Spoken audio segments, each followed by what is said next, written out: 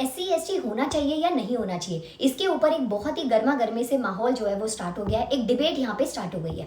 इस डिबेट की जो वजह है वो है हमारे पास Siddharthan versus state of Kerala case. चलिए जानते हैं इस केस के बारे में। और इस केस को जानने के लिए आपको थोड़ा सा बैक डेट पे जाना पड़ेगा, यानी कि ये जो बात है वो है 16 अप्रैल की। 16 अप्रैल को केरल के दो लोगों के बीच में कहासुनी हुई और वो मारपीट, उसके बाद में धीरे धीरे ये बात जो है वहाँ पे हथियार यूज करने तक चली गई। इस केस में चाकू का इस्तेमाल किया गया था। इस लड़ाई के बाद में जो दो जने थे उनमें से एक जना गया है हाईकोर्ट और दूसरा जना गया है पुलिस स्टेशन शिकायत करने के लिए।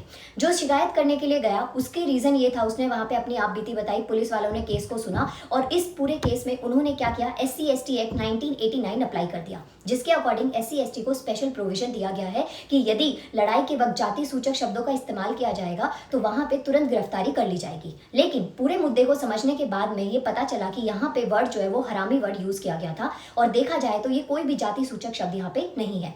जो दूसरा इंसान गया था हाईकोर्ट एंटीसिपेटरी बेल के लिए कि उसे जमानत मिल जाए कैद होने से पहले ही और उसका केस भी चलता रहे और वो बरी रहे, तो उस केस में जो जमानत है उसको रद्द कर दिया गया पुलिस के द्वारा, क्योंकि कोर्ट ने ये चीज को समझा कि यहाँ पे क्या है, ये जो केस है इसमें हरामी वर्ड का इस्तेमाल किया गया था जो कि जाति सूचक शब्द नहीं है।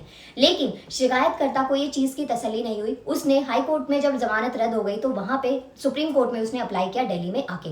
वहां पे दो जस्टिस की बेंच थी, एक जस्टिस अरविंद कुमार जी और दूसरे जो जस्टिस हैं उनका नाम है NV अंजारिया। इन दोनों ने प्राइमी फेशिया किया, जिससे पता चला कि यहाँ पे हरामी शब्द का इस्तेमाल किया गया है और ये कोई भी जाति सूचक शब्द नहीं है।